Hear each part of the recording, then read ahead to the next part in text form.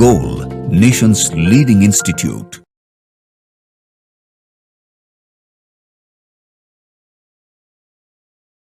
Hello students, today we are here to discuss the solution of AITS Min test number 5th held on 14th of September 2025.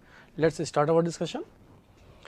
Now the first question is, a uniform metallic rod rotates about its perpendicular bisector with constant angular speed if it is heated uniformly to raise its temperature. चार option आपको दे रखा है. देखिए सबसे पहले बात करते हैं, अगर किसी रॉड को हीट करते हैं तो due to heating effect rod का जो लेंथ होगा वो एक्सपैंड होगा, बिकॉज रॉड यहाँ पे एक्सपैंड करेगा ड्यू टू हीटिंग, जिसको लिख क्या सकते हैं L theta will be equal to L naught 1 plus alpha into theta के बराबर. यहाँ पे एक्सपेंशन ऑफ द लेंथ की बात किए. अगर यहाँ पे लेंथ इंक्रीज किया तो moment of inertia of a rod I is equal to M L square by 12, चूँकि लेंथ के इंक्रीज करने की वजह से मोमेंट ऑफ इनर्शिया इंक्रीज होगा. इस पूरे सिस्टम की अगर बात करें तो परपेंडिकुलर बाइसेक्टर में विद कांस्टेंट एंगुलर स्पीड से ये रोटेट कर रहा है, तो it means external torque system पे क्या हो गया जीरो. अगर एक्सटर्नल टॉर्क जीरो तो इसका एंगुलर मोमेंटम क्या होगा constant, that is I into omega का प्रोडक्ट विल बी कांस्टेंट. और अगर आई इंक्रीज कर रहा है तो इट मीन्स ओमेगा क्या हो गया यहाँ से डिक्रीज करेगा. तो ऑप्शन आपको दिखा the speed of rotation decreases will be second. Next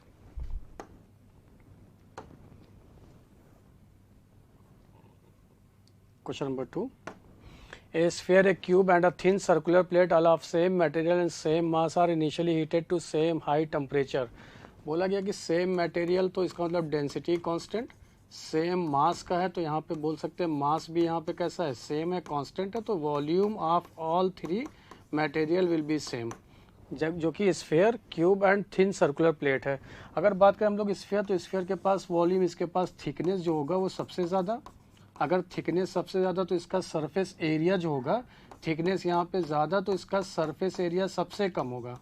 surface area का मतलब एक्चुअल में यहाँ पे जो हीट की बात किया गया कि अगर हीट कर रहे हैं तो चाहिए कि हम लोग को सरफेस एरिया यानी एक्सपोज्ड एरिया की कितने पोर्शन पर हीट यहाँ पे इंसिडेंट हो रहा है, अगर उसकी बात कर रहे हैं तो इट मीन्स चाहिए हम लोग को सरफेस एरिया. अगर यहाँ पे क्यूब की बात करें तो क्यूब के केस में भी थिकनेस यहाँ पर, लेकिन इसका सरफेस एरिया मान लेते हैं A2 है, इसका सरफेस एरिया A1 है.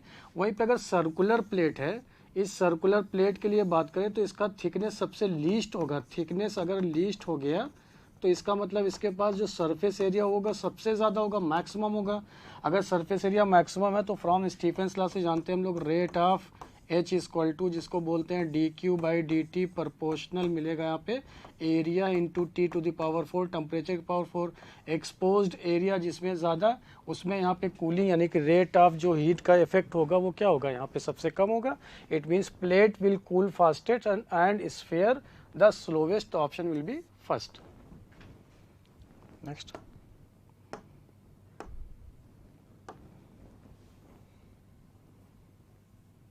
question number 3. A glass full of hot milk is poured on the table. It begins to cool gradually. Which of the following is correct? अगर यहाँ पे न्यूटन्स लॉ ऑफ कूलिंग की बात करें तो rate of change of temperature यानी कि dt by D T is the temperature, t is the time, small t is the time, will be equal to k times of constant t minus T naught, जहाँ पे T naught the surrounding temperature और T यहाँ पे क्या है temperature of the body, जो कि यहाँ पे बताया गया है मिल्क को लेकर. तो अगर यहाँ पे इसको सॉल्व करें तो क्या लिख सकते हैं आप D T divided by T minus T naught will be equal to minus K into D T. Minus को ट्रांसफर कर दिए, दोनों तरफ इंटीग्रेशन का साइन ले लिए. इंटीग्रेशन का साइन से मतलब यहाँ पे पता करना चाह रहे हैं कि यहाँ पे टेम्परेचर टाइम के साथ वेरी कैसे कर रहा है. तो जानते हैं हम लोग डी एक्स अपॉन एक्स का इंटीग्रेशन होता है लॉग एक्स बेस ही, तो क्या यहाँ पे D T upon T naught को लिख सकते हैं log of T minus T naught of base E is equal to minus K into T. Upper limit यहाँ पे टेम्परेचर चाहिए. इनिशियली जब टाइम जीरो था तो इसके पास इनिशियल टेम्परेचर टी आई है, जब टाइम यहाँ पे टी हो गया तो इसका टेम्परेचर बदल के टी फाइनल हो गया.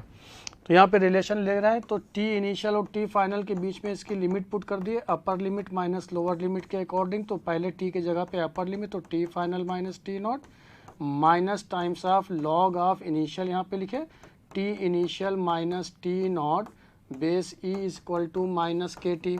फिर यहाँ पे log M minus log N की प्रॉपर्टी यूज़ की है तो लिख सकते हैं आप log of M by N, तो T final minus T naught divided by T initial minus T naught base E is equal to minus K T.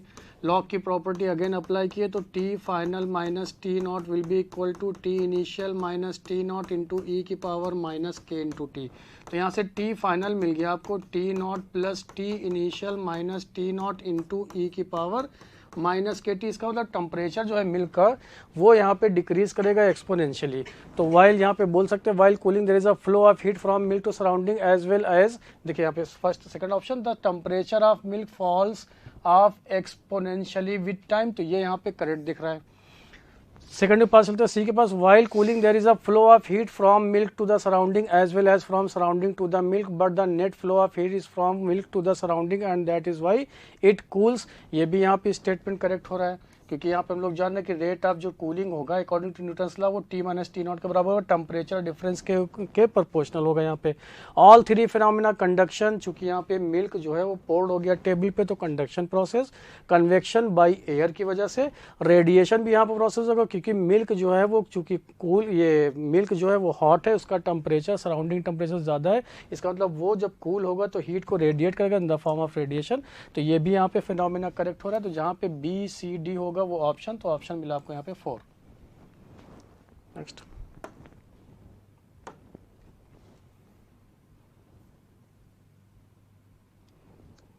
Question number 4, calculate the stress developed inside the tooth cavity filled with copper when hot tea at temperature of 67 degrees Celsius is drunk.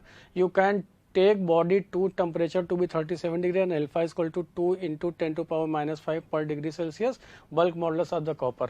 देखिए अगर हम लोग bulk modulus की बात करें तो जानते हैं bulk modulus B will be equal to delta P divided by minus delta V by V। चूँकि यहाँ पे वॉल्यूम स्ट्रेन होगा और स्ट्रेन यहाँ पे डिक्रीजिंग होगा तो क्या यहाँ से लिख सकते हैं delta P will be equal to B times of delta V divided by V। और डेल्टा V बाई V लिख सकते हैं हम लोग इसको यहाँ पे जानते फ्रॉम वॉल्यूम एक्सपेंशन से, delta V will be equal to होता है V times of gamma of solid into delta theta. तो क्या यहाँ से आप लिख सकते हैं delta V by V will be equal to delta V by V will be equal to gamma times of delta theta. Gamma for solid will be equal to 3 times of alpha के बराबर, तो into delta theta लिख सकते हैं। तो यहाँ से देखो डेल्टा P पूछा गया आपसे, तो डेल्टा P यही फोर्स पर यूनिट एरिया होता है यहाँ पे, चूंकि प्रेशर की बात हो रही है। Bulk modulus capital B into gamma चूंकि 3 अल्फा के बराबर, तो इसको 3 alpha into delta theta put कर दिए। सारी वैल्यूज दे रखा आपने यहाँ पे पुट किया। बल्क मॉडुलस का 140 into 10 to the power 9 into 3 into alpha given है आपको 2 into 10 to the power -5 into delta theta, यहाँ पे टेम्परेचर दे रखा है। टेम्परेचर आपके पास हो जाएगा डेल्टा थीटा 67 माइनस 37 डिग्री के बराबर। सॉल्व किया तो इसका वैल्यू आ गया 2.52 into 10 to the power 8 newton per metre square. तो ऑप्शन आपको दिखाए यहाँ पे first. Next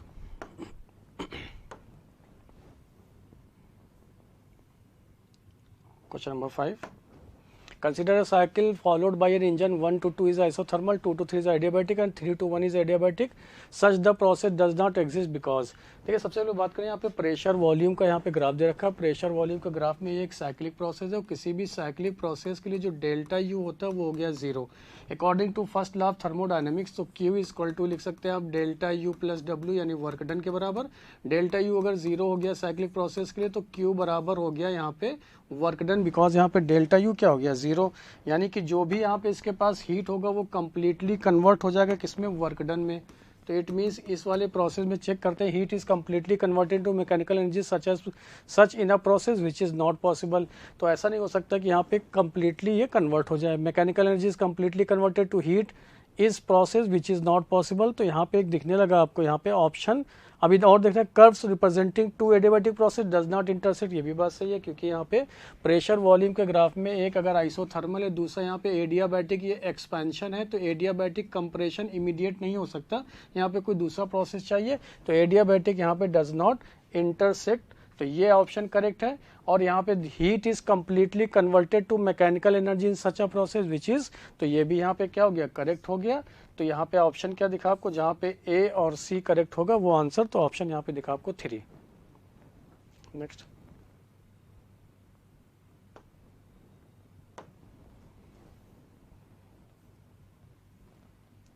question number 6, consider the pressure volume diagram for an ideal gas. दे रखा है यहाँ पे P इंटू वी का प्रोडक्ट कांस्टेंट है, मतलब ये टेम्परेचर कांस्टेंट हो गया, बिकॉज यहाँ पे प्रेशर इनटू वॉल्यूम का प्रोडक्ट कांस्टेंट। तो which of the following temperature pressure diagram, तो टेम्परेचर चूंकि यहाँ पे कांस्टेंट, तो ये देखो रूल्ड आउट हो गया, ये भी यहाँ पे रूल्ड आउट हो गया। ऑप्शन ये तो ये होगा, ये तो ये होगा। तो चेक कर लेते हैं यहाँ पे कौन सा सही होगा। क्योंकि यहाँ पे देख रहे हैं कि फ्रॉम 1 to 2 जाने पे वॉल्यूम यहाँ पे इंक्रीज कर रहा है, pressure inversely proportional, temperature pressure के बीच की बात हो रही, तो वहाँ यहाँ पे 1 to 2 के बीच में वॉल्यूम कैसा है, इंक्रीजिंग। अगर वॉल्यूम इंक्रीजिंग तो according to P V equal to constant से, तो प्रेशर क्या होगा, वो डिक्रीज करेगा। 2 का वॉल्यूम ज़्यादा, तो यहाँ पे 2 का प्रेशर यहाँ पे क्या हो जाएगा, कम हो जाएगा। तो ऑप्शन आपको एक ही दिखा यहाँ पे 3, तो ऐसा कहाँ दिख रहा है, वो ऑप्शन 2 में दिख रहा है, तो आंसर हो गया आपका 2। नेक्स्ट,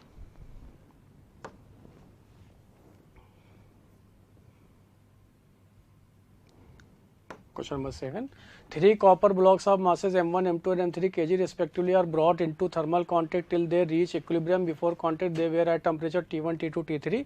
T1 T2 से बड़ा, T2 T3 से बड़ा. Assuming there is not heat loss to the surrounding, the equilibrium temperature T and S is the specific heat of copper.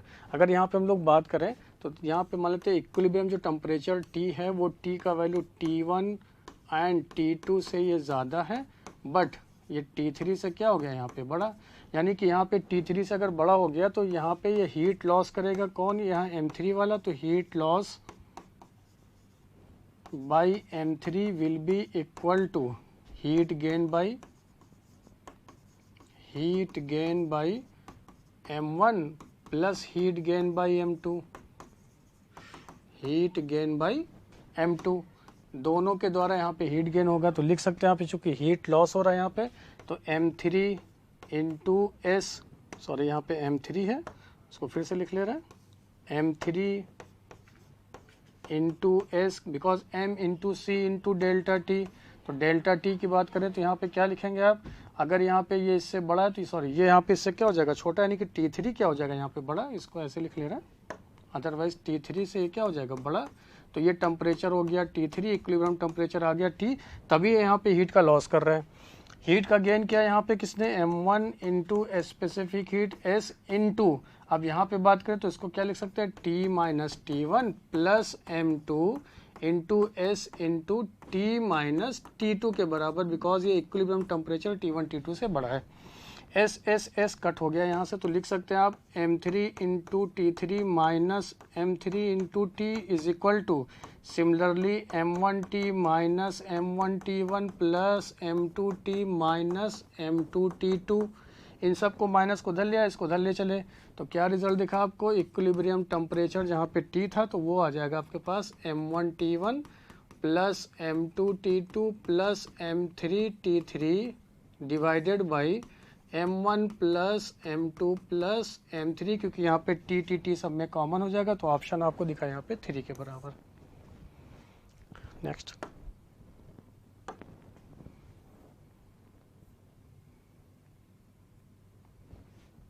question number 8. The container shown in figure has two chambers separated by a partition of volumes V1 3 liter and V2 5 liter. The chambers contains mu1 is equal to 6 and mu2 is equal to 8 moles of a gas at pressure P1 2 atm and P2 3 atm. Calculate the pressure of the partition removed and the mixture attains equilibrium. देखिए जैसे यहाँ पे partition remove करेंगे तो total volume हो जाएगा V1 plus V2 के बराबर, और टोटल नंबर ऑफ मोल्स हो जाएंगे mu is equal to mu1 plus mu2 के बराबर। अगर नंबर ऑफ मोल्स की यहाँ पे बात करें तो लिखेंगे इक्विलिब्रियम टेम्परेचर टोटल और total volume divided by R into T, temperature remain से बोला गया इक्विलिब्रियम अटेन्स, तो यहाँ पे लिख सकते हैं इसको P1 V1 divided by RT plus P2 V2 divided by RT। तो RT यहाँ से कट हो गया, तो टोटल यहाँ पे प्रेशर पता करना है, तो will be equal to P1 V1 plus P2 V2 divided by total V, जो कि है V1 प्लस V2 के बराबर। सारी वैल्यूज यहाँ पे पुट कर दिए। प्रेशर दे रखा है फर्स्ट केस में 2 और इनटू वॉल्यूम यहाँ पे दे रखा है फर्स्ट केस में 3 प्लस अब प्रेशर है यहाँ पे 3 और वॉल्यूम आपको दे रखा है 5 डिवाइडेड बाई वॉल्यूम हो गया यहाँ पे 3 प्लस 5, इसको सॉल्व किया तो आ गया 2.625 ATM के बराबर। तो ऑप्शन दिखा आपको यहाँ पे 4। Next,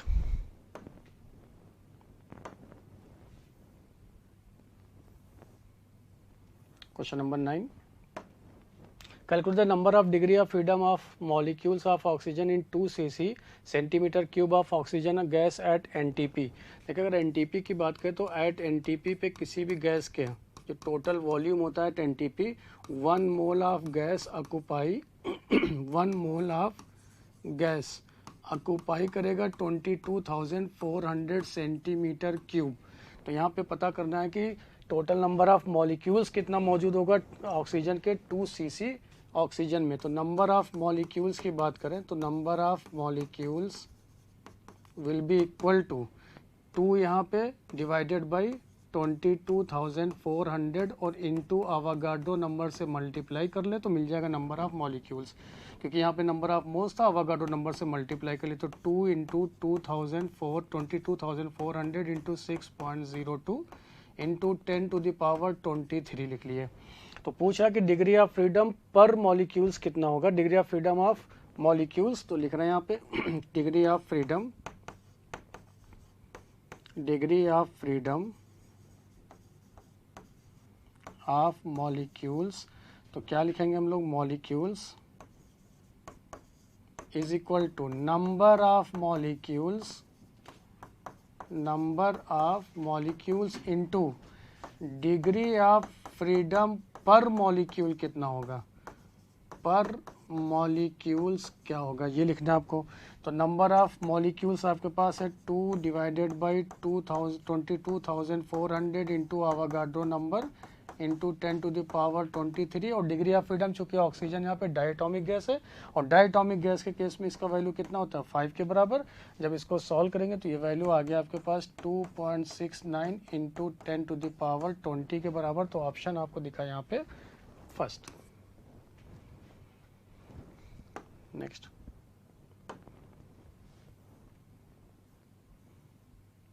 question number 10, 25 small planes are flying at a speed of 200 km per hour in a total darkness in an airspace that is 50 into 50 into 2.5 kilometre cube in volume। यानी 25 दे रखा है, यानी कैपिटल N का value आपके पास है 25, volume आपको यहाँ से मिल गया 50 इंटू 50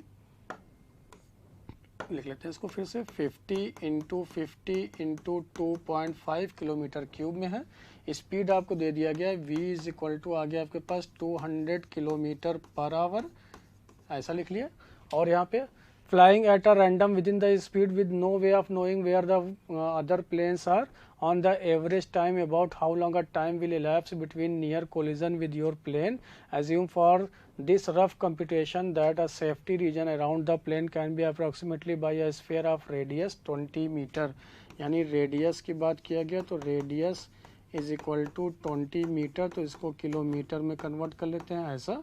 तो यानी कि अगर डायमीटर की बात हो तो यहाँ से डायमीटर भी आप लिख सकते हैं 40 into 10 to the power -3 kilometre में, ऐसा आपने लिख लिया। ये सारी इन्फॉर्मेशन आपसे टाइम पूछा गया तो जानते हैं हम लोग टाइम क्या होता है, time is equal to mean free path divided by RMS speed VRMS. और वीआरएमएस स्पीड एक्चुअल में आपको यहाँ पे दे रखा है और मीन फ्री पाथ को जानते हैं हम लोग 1/√2 into pi into N into D square into VRMS, यानी स्पीड आपको दे रखा है। और जहाँ पे स्मॉल एन को जानते हैं कि नंबर ऑफ मॉलिक्यूल्स या पर यूनिट वॉल्यूम होता है, तो √2 लिखे और पाई का वैल्यू यहाँ पे 3.14, स्मॉल एन की जगह पे नंबर ऑफ यहाँ पे दे रखा है 25 और वॉल्यूम दे रखा आपको 50 इंटू 50 इंटू 2.5 किलोमीटर में इंटू डायमीटर है, डायमीटर की वैल्यू भी लिख लिए that is 40 into 10 to the power -3 का स्क्वायर इंटू स्पीड भी आपको दे रखा है 200 किलोमीटर पर आवर, तो इसको लिख लिए 200 किलोमीटर पर आवर। तो ऐसा आवर में या किलोमीटर में क्यों रखे, क्योंकि सारे ऑप्शन आपको यहाँ पे आवर्स में दे रखा था, इसलिए टाइम को डायरेक्ट यहाँ पे पुट कर लेंगे और मीटर को कन्वर्ट कर लिए किलोमीटर में। तो सॉल्व किए तो ये वैल्यू अप्रॉक्स में आएगा 176 आवर्स। तो ऑप्शन दिखा आपको यहाँ पे 4। Next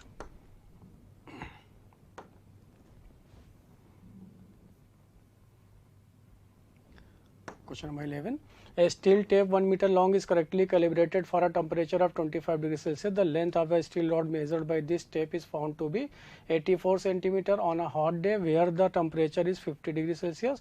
What is the actual length of the steel rod on that day? Coefficient of linear expansion.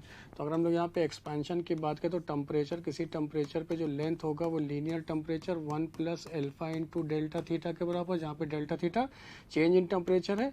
L not आपको शुरू में दे रखा है 84 सेंटीमीटर, तो 84 लिखे तो 1 प्लस एल्फा, एल्फा की वैल्यू है 1.2 इंटू 10 टू द पावर -5 और डेल्टा थीटा की वैल्यू यहाँ पे 50 से 25 हो गया, तो 50 माइनस 25 ये वैल्यू यहाँ पे पुट कर दिए।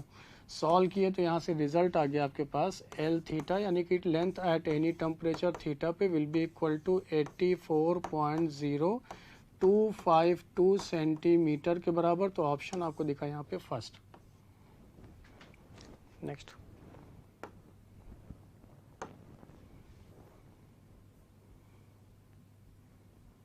now next question number 12. In an experiment on the specific heat of metal, a 0.7 kg block of the metal at 160 degrees is dropped in a copper calorimeter of water equivalent 0.04 kg containing 200 centimeter cube of water at 30 degrees Celsius.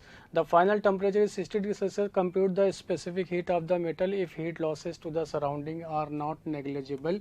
यानी अगर हम लोग बात करें यहाँ पे from conservation of energy या law of calorimetry से, तो heat lost by metal, heat lost by metal will be equal to heat gained by water, heat gained by water plus calorimetry, यानी कि जो आपके पास यहाँ पे वाटर इक्विवेलेंट होगा उसके लिए लिख रहे हैं हम लोग। यानी कि यहाँ पे फिर से लिखें तो mass of the metal into specific heat of metal into delta T will be equal to mass of water into C of water into यहाँ पे डेल्टा टी प्लस कैलोरीमेट्री के लिए लिखे तो यहाँ पे यानी कि mass of the calorimetry into C of water, चूंकि वाटर इक्विवेलेंट है, इनटू यहाँ पे क्या लिखेंगे डेल्टा टी के बराबर। अगर यहाँ पे देखें मास दे रखा है तो 0.7 इंटू इसकी वैल्यू पता करना है इंटू डेल्टा टी, ये 160 चूंकि हायर टेम्परेचर पर था तभी इसने हीट का लॉस किया, और यहाँ पे इक्विवेलेंट टेम्परेचर दे रखा है आपको 60 के बराबर, will be equal to mass of the water. लेकिन वाटर का यहाँ पे वॉल्यूम दे रखा है 200, अगर 200 दे रखा है तो इसके मास को पता करने के लिए हम जानते हैं मास बराबर डेंसिटी इंटू वॉल्यूम होता है।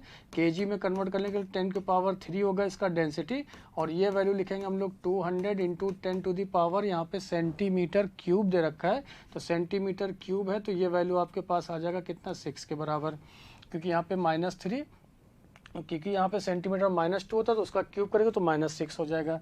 तो ये आपको कितना दिखा 0.2 के बराबर, तो ये वैल्यू आपके पास हो गया, यानी मास ऑफ द वाटर हो गया 0.2 plus mass of the calorimetry दे रखा है 0.04 इंटू सी ऑफ वाटर, यहाँ पे लिख रहे हैं सी ऑफ वाटर अगर लिख रहे हैं तो दे रखा है यहाँ पे 4200, चूंकि 1 होता है उसमें ग्राम पर क्या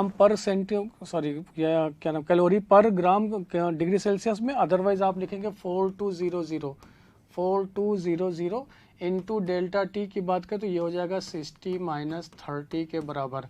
तो यहाँ पे जब इसको सॉल्व किए तो सी एम का जो वैल्यू आएगा यानी कि specific heat of a metal will be equal to 432 joule per kg kelvin के बराबर। तो ऑप्शन आपको दिखा यहाँ पे 3। Next,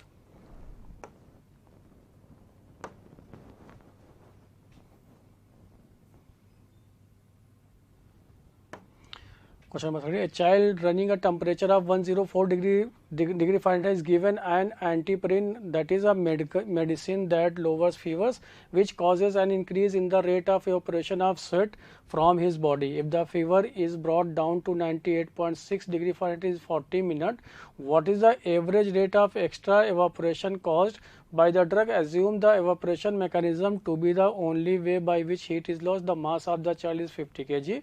The specific heat of human body is approximately the same as that of water, and the latent heat of evaporation of water that the temperature is about 580 calorie per ग्राम दे रखा है यहाँ पे। तो देखिए अगर हम लोग जानते हैं यहाँ पे कि एक रिलेशन C/5 यानी डिग्री सेल्सियस और फॉरेनहाइट में, तो लिख सकते हैं F-32 डिवाइडेड बाई 9। तो C/5 फर्स्ट केस में इसी F का वैल्यू दे रखा है आपको 104 डिग्री फ़ारेनहाइट में -32 डिवाइडेड बाई 9। तो इसको सॉल्व किया तो यहाँ पे C का वैल्यू आपके पास आ गया, C का वैल्यू आ गया आपके पास 50 डिग्री सेल्सियस के बराबर सॉल्व करने के बाद में। जैसे यहाँ पे सॉरी C का वैल्यू 40 डिग्री सेल्सियस आ जाएगा, बिकॉज यहाँ पे जब आप इसको कट करेंगे तो 40 डिग्री सेल्सियस दिखेगा। तो C का वैल्यू आ गया आपके पास 40 डिग्री सेल्सियस। लेकिन सेकंड केस में इसी का टेम्परेचर लोअर डाउन हो गया 98.6। तो अगेन आपने लिखा यहाँ पे again C/5 is equal to 98.6 -32 divided by 9। तो यहाँ पे सॉल्व किया तो C का वैल्यू आ गया आपके पास 37 डिग्री सेल्सियस। यानी कितना टेम्परेचर में चेंज हुआ, तो delta theta will be equal to 40 minus 37 that is 3 degree Celsius के बराबर यहाँ पे चेंज आ गया आपके पास, जिसको आप 3 केल्विन भी लिख सकते हैं क्योंकि ये डिफरेंस इन टेम्परेचर में दे रखा है। तो पूछा कि यहाँ पे द स्पेसिफिक हीट अगर ऐसा है तो क्या होगा मास पर यूनिट। देखो यहाँ पे दे रखा है मिनट में दे रखा है, चूंकि आपके पास मिनट कितना दे रखा है यहाँ पे 40 मिनट। तो क्या आप जानते हैं यहाँ से लिख सकते हैं relation H equal to Q/T, या फिर यहाँ से आप अगर आप बात करें तो लॉ ऑफ एनर्जी को लेके, क्योंकि Q बराबर लॉस्ट बराबर गेन हो जाएगा। तो देखिए फ्रॉम एनर्जी कंजर्वेशन से energy lost will be equal to energy gain. तो एनर्जी गेन यहाँ पे फेज चेंज हो रहा है तो मास इंटू लैटेंट हीट, जबकि यहाँ पे बात करें तो m into C into delta theta के बराबर यहाँ पे m डैश लिख रहे हैं कि कितना यहाँ पे मास आ जाएगा। तो मास यहाँ पे दे रखा है कितना है भाई, मास इसको 50 kg मास दे रखा है चाइल्ड का, तो ये लिखे 50 kg। इसका स्पेसिफिक हीट जो है वो इक्वल दे रखा है 580 कैलोरी पर ग्राम के बराबर। तो इसकी वैल्यू देखिए यहाँ पे लिख लिए हम लोग 580 कैलोरी, ये लैटेंट हीट है, देखिए लैटेंट हीट ऑफ। और जबकि यहाँ पे स्पेसिफिक हीट की बात करें स्वेट फ्रॉम द दे रखा है 40 मिनट और ये 50 kg latent heat of the evaporation of water to the temperature is 580 calorie per gram के बराबर। चूंकि यहाँ पे देखो स्वेटिंग की बात हुई, स्वेटिंग की बात अगर करें तो इसका C का वैल्यू कितना लिखेंगे हम लोग 1 के बराबर, चूंकि ये वाटर के इक्विवेलेंट बराबर हो जाएगा। देखो इसको फिर से लिख ले रहे हैं। एक काम और कर सकते हैं, क्योंकि मास दे रखा है आपका 50 kg में, उसको ग्राम में कन्वर्ट कर लेते हैं। तो 50 इंटू 10⁻³ लिखे, ये वाटर में, चूंकि स्वेटिंग की बात हो रहा है तो इसका स्पेसिफिक हीट वाटर में। और यहाँ पे राइज ये चेंज इन टेम्परेचर कितना आ गया आपके पास 3 is equal to m dash into L का वैल्यू, L का वैल्यू आपको दे रखा है 580 कैलोरी। यहाँ से सॉल्व करेंगे तो पूछा गया आपसे m डैश पर मिनट, चूंकि पूछा कि मास पर मिनट क्या हो जाएगा, तो m dash will be equal to जो भी वैल्यू आएगा आपके पास यहाँ पे 50 इंटू 10⁻³ इंटू 3 डिवाइडेड बाई 580, उसको डिवाइड कर देंगे और किससे, मिनट से। तो ये आपको मिल जाएगा ग्राम पर मिनट में, जो भी आंसर आएगा यहाँ पे ग्राम पर मिनट पे ये वैल्यू आपके पास आ जाएगा, जिसकी वैल्यू आप सॉल्व करने पे आपको मिलेगा ये 6.47 ग्राम पर मिनट, है ना। अगर आप देखें 0 से 0 कट हो जाएगा तो सॉल्व करने पे आएगा 6.47 ग्राम पर मिनट के बराबर। तो ऑप्शन आपको दिखेगा यहाँ पे 2। Next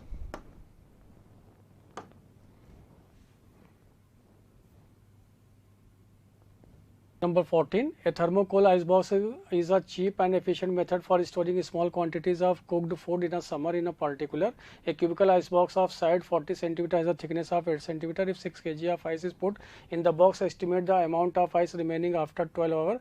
The outside temperature is 50 degrees Celsius and coefficient of thermal conductivity of thermocol is 0.02 joule per second per meter Kelvin. Heat is fission of water. This दे रखा है। देखिए हम लोग यहाँ पे बात करें फ्रॉम कांस्टेंट से, क्या rate of flow of heat that is dQ/dt will be equal to K times of coefficient of thermal conductivity into area into T1 minus T2 divided by यहाँ पे L। और यही dQ/dt को हम लोग लिख सकते हैं m इंटू L के बराबर divided by dt।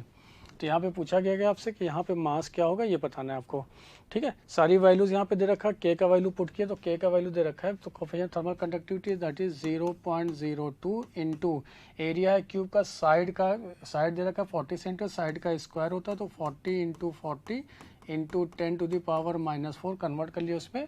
T1 minus T2 यहाँ पे टेम्परेचर आपको दे रखा है, टेम्परेचर है यहाँ पे 50 डिग्री सेल्सियस पे, और दूसरा यहाँ पे दे रखा है थर्मोकोल ऑफ आइस क्यूब है, और आइस क्यूब को हम लोग जानते हैं वो 0 पे होता है। अगर 0 पे तो उसके टेम्परेचर को आप यहाँ पे लिख सकते हैं 50 माइनस 0 के बराबर। तो ये देखिए हो गया 50 माइनस 0, टाइम दे रखा आपको 12 आवर, इधर मल्टीप्लाई कर दे, टाइम हो गया आपके पास 12 आवर, इसको सेकंड में कन्वर्ट कर लिया तो 3600 divided by L, capital L और स्मॉल यहाँ पे एल। कैपिटल एल आपको दे रखा है यहाँ पे 335 latent heat of fusion into 10 to the power 3 into small L आपको दे रखा है 8 सेंटीमीटर, तो इसकी वैल्यू कन्वर्ट कर दिए 8 इंटू मीटर में कन्वर्ट कर लिए, इज इक्वल टू आ गया आपके पास m। तो यहाँ से आपके पास m का वैल्यू, m की वैल्यू सॉल्व किए तो ये वैल्यू आ गया आपके पास 1.54 के बराबर। पूछा कितना लेफ्ट कर गया आइस पे, तो left ice will be equal to, total ice कितना था आपके पास, टोटल आइस था आपके पास यहाँ पे in the box is 6 kg of ice, 6 minus चूंकि kg में आएगा, 6 में माइनस कर दिया, इतना मेल्ट हो गया, तो आपके पास बचा कितना 4.45 kg के बराबर। तो ऑप्शन आ गया आपके पास यहाँ पे 3। Next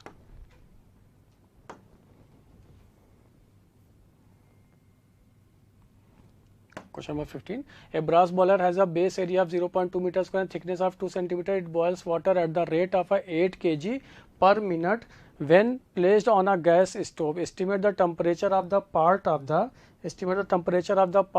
the flame in contact with the boiler. Thermal conductivity of brass is 109 joule per second meter Kelvin. Heat of the vaporization of water is 2256 to power 3 joule per kg. यानी again हम लोग यहाँ पे बात करें तो H will be equal to dq by t, rate of flow of heat will be equal to K times of A into T1 minus T2 divided by L will be equal to m into L के बराबर m into L divided by T हो जाएगा again यहाँ से। तो यहाँ पे आपसे पूछा कि चूंकि एवापोरेशन दे रखा है तो टेम्परेचर होगा 100 और 100 वैल्यू यहाँ पे दे रखा है और मास दे रखा है आपको देखिए 8 kg पर मिनट। तो सारी वैल्यूज यहाँ पे पुट कर दे रहे हैं। के का वैल्यू दे रखा है आपके पास 109 इंटू एरिया आपको दे रखा है 0.2, टेम्परेचर यहाँ पे थीटा पूछ रहा, दूसरा यहाँ पे 100 के बराबर, साइड यहाँ पे आपको दे रखा है स्मॉल एल 2 सेंटीमीटर, तो इसको मीटर में कन्वर्ट कर लिए, -2 विल बी इक्वल टू, सारी वैल्यूज पुट करने के बाद मास आपके पास है 8 kg पर मिनट है, उसको सेकंड में कन्वर्ट कर लिए। लैटेंट हीट आपको दे रखा है, वेपराइजेशन चूंकि यहाँ पे वेपराइजेशन की बात हो रही तभी यहाँ पे 100 डिग्री सेल्सियस लिखे, तो 2256 into 10 to the power 3 divided by, यहाँ पे आपके पास क्या बचा, ये टाइम देखो पर मिनट था, इसकी वैल्यू आपने 6 लिख लिया, ये वैल्यू यहाँ पे इसको सॉल्व किए तो थीटा की वैल्यू यहाँ से मिल जाएगा आपको 376 डिग्री सेल्सियस। तो ऑप्शन आपको दिखा यहाँ पे 4। Next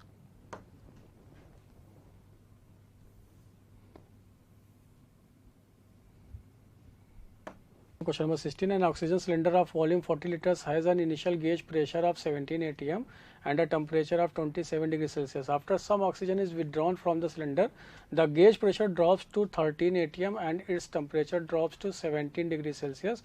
Estimate the mass of the oxygen taken out of the cylinder. यानी अगर हम लोग देखें यहाँ पे बात करें तो प्रेशर जो एब्सोल्यूट प्रेशर होता है वो इक्वल होगा गेज प्रेशर के plus ATM at that point पे एटमॉस्फेरिक प्रेशर के। तो सिंस हम लोग जानते हैं PV equal to NRT, PV equal to NRT, तो नंबर ऑफ मोल्स यहाँ से मिलेगा PV divided by NR, PV divided by RT के बराबर। तो पीवी डिवाइडेड बाई आरटी देखो फिर से लिख ले रहे हैं, तो यहाँ और इसी नंबर ऑफ मोल्स को लिख सकते हैं mass divided by molar mass. तो यहाँ से फर्स्ट केस में बात करें तो small m1 will be equal to pressure, चूँकि यहाँ पे एब्सोल्यूट है और यहाँ पे गेज दे रखा आपके पास 17, तो 17 प्लस 1 एटीएम यहाँ पे किए, तो 17 प्लस 1 एटीएम ये टेम्परेचर हो गया। और वॉल्यूम आपको यहाँ पे दे रखा है, फर्स्ट केस में वॉल्यूम कितना आपके पास ये दे रखा है 40 लीटर्स, तो यहाँ पे देखो 40 लीटर पुट कर दिए।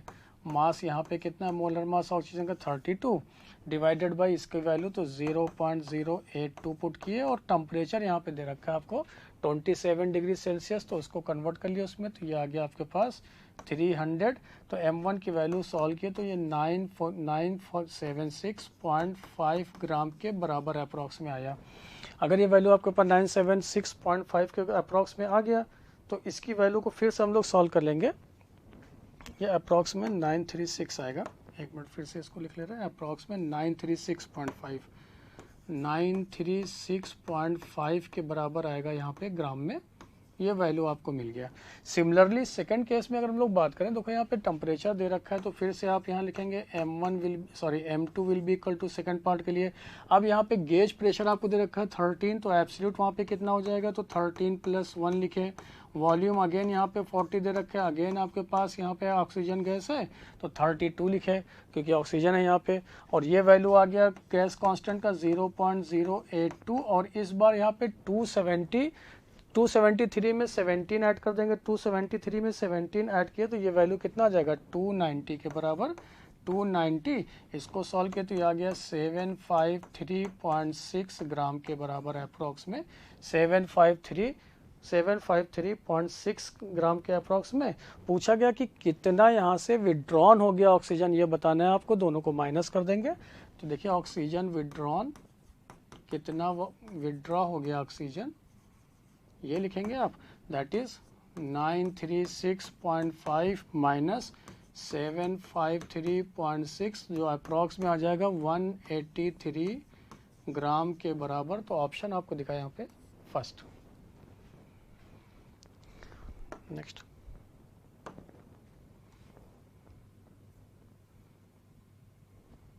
question number 17. An air bubble of volume 3 centimeter cube rises from the bottom of a lake of 60 meter deep at a temperature of 7 degrees Celsius.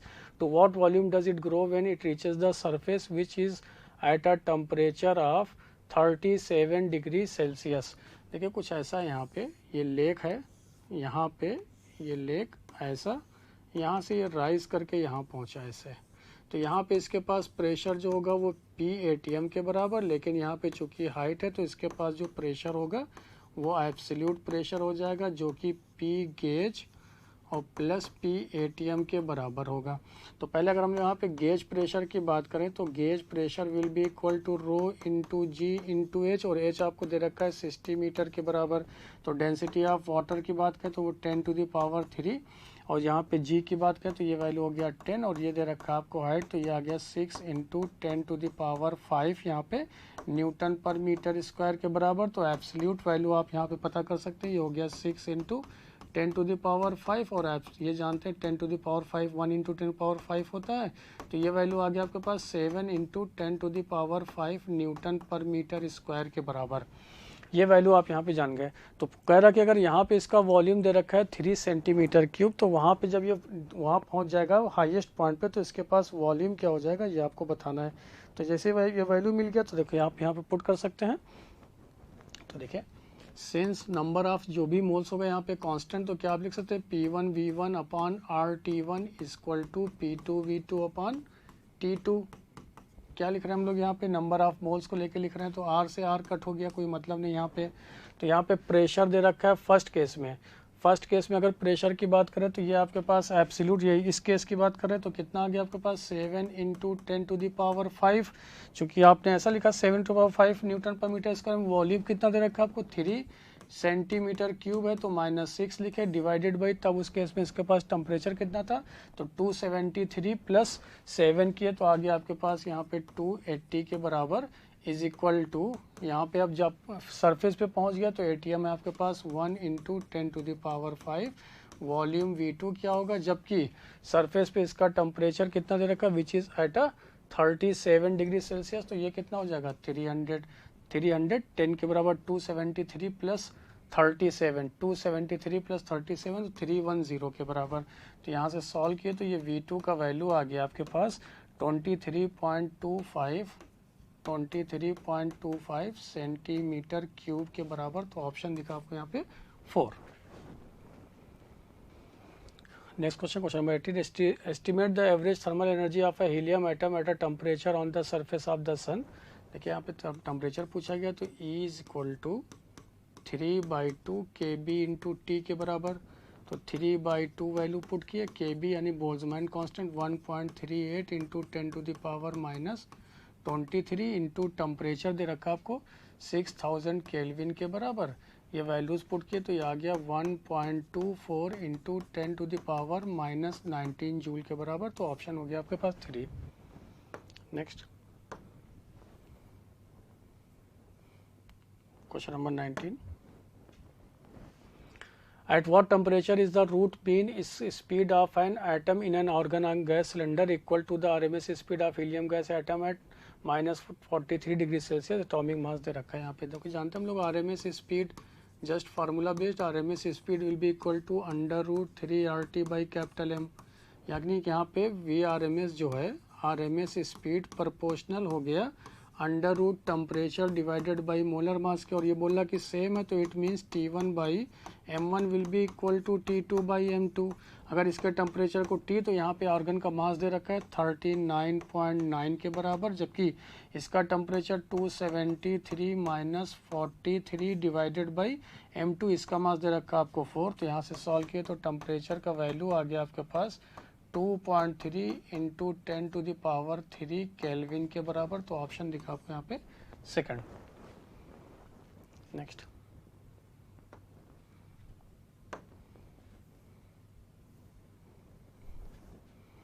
Question number 20. In equation delta की इसको delta we plus P into delta we, P into delta V is an. देखिए यहाँ पे अगर लोग बात करें यहाँ पे जो वॉल्यूम होता है, वॉल्यूम यहाँ पे एक्सटेंसिव प्रॉपर्टी यानी कि ये अमाउंट ऑफ मैटर के ऊपर डिपेंड करता है. अमाउंट ऑफ मैटर, और कोई भी फिजिकल क्वांटिटी अगर अमाउंट ऑफ मैटर के ऊपर डिपेंड कर रहा है तो उसकी जो प्रॉपर्टी होती है वो एक्सटेंसिव प्रॉपर्टी होता है. जैसे यहाँ पे डेल्टा यू की बात करें, चेंज इन एनर्जी हो, मास हो, वॉल्यूम हो, ये सब डिपेंड करेगा किसके ऊपर, अमाउंट ऑफ मैटर के ऊपर. इसलिए ये प्रॉपर्टी एक्सटेंसिव प्रॉपर्टी कहलाएगा. तो ऑप्शन हो गया यहाँ पे फर्स्ट. नेक्स्ट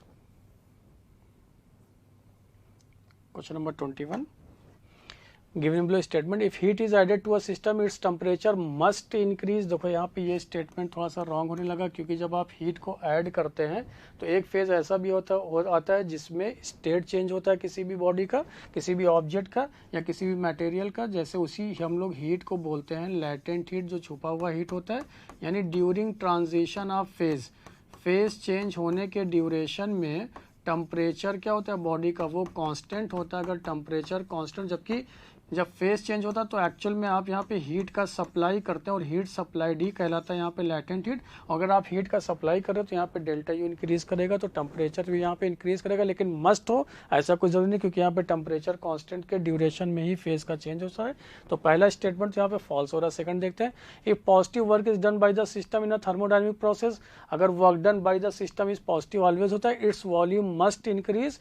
बिकॉज अगर पी इंटू डेल्टा वी की बात करें आइसोबैरिक प्रोसेस में है, या फिर अगर आप यहाँ पे बात करें कांस्टेंट टेम्परेचर पे जैसे आइसोथर्मल प्रोसेस में होता है यहाँ पे टेम्परेचर पे, तो यहाँ पे क्या होगा कि वॉल्यूम इंक्रीज करेगा तो डेल्टा यू भी क्या हो जाएगा, इंक्रीज कर जाएगा. तो यहाँ पे स्टेटमेंट 1 इज फॉल्स, क्योंकि फेज चेंज में टेम्परेचर कांस्टेंट होता है. मस्ट वाला स्टेटमेंट गलत. और work done by the system always क्या होता है, पॉजिटिव. तो ऑप्शन दिखा आपको यहाँ पे 4. Next 22.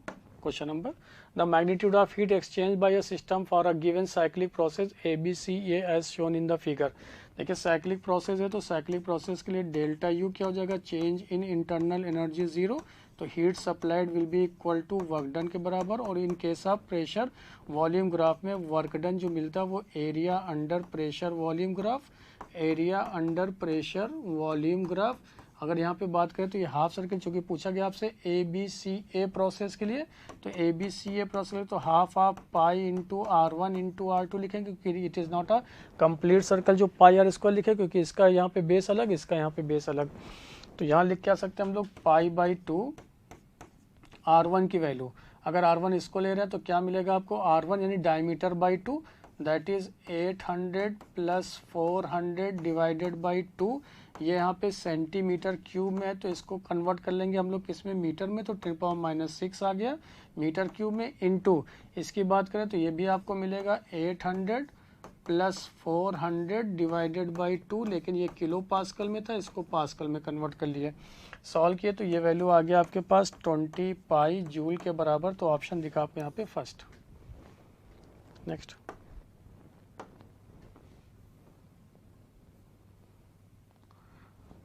Question number 23. During the melting of a slab of ice eight 273 kelvin at atmospheric pressure the positive work. देखते हैं, देखिए अगर जैसे मेल्टिंग हुआ, मेल्टिंग ऑफ आइस के प्रोसेस में होगा क्या एक्चुअल में, मेल्टिंग ऑफ आइस तो मेल्ट करने पे इसका वॉल्यूम क्या होगा, इंक्रीज करेगा क्योंकि मेल्ट कर जाएगा। अगर वॉल्यूम इसका इंक्रीज किया तो जानते हैं हम लोग यहाँ पे P इंटू डेल्टा यानी कि work done by the work done, देखिए यहाँ पे देख रहे हैं positive work is done on the ice water system by the atmosphere, या फिर उल्टा बोल सकते हैं कि ice water system work negative work perform करेगा किसके ऊपर, एटमॉस्फेयर के ऊपर। यानी कि work done by the ice water system on the atmosphere is negative, या उल्टा बोला जाए कि positive work is done on the ice water system by the atmosphere, वो क्या हो जाएगा, positive. Intensity of the water system लिखा हुआ है यहाँ पे डिक्रीज नहीं करेगा, क्योंकि यहाँ पे वॉल्यूम अगर आप इंक्रीज करें तो इसका मतलब इसको हीट का सप्लाई किया गया, हीट का सप्लाई करेंगे तो यहाँ पे डेल्टा यू क्या हो जाएगा, वो इंक्रीज करेगा, क्योंकि यहाँ पे work done on the system या work done by the ice water system on the atmosphere, चूंकि वो निगेटिव हो जाएगा तो क्यू इक्वल टू लिखते हैं डेल्टा यू प्लस जो वर्क डन के बराबर, ये अगर निगेटिव हो गया तो delta U will be equal to के plus Q plus work done के बराबर, तो ये क्या हो जाएगा, ये इंक्रीज कर जाएगा, जबकि यहाँ पे बोला डिक्रीज, तो ऑप्शन दिखा आपको यहाँ पे only 3। Next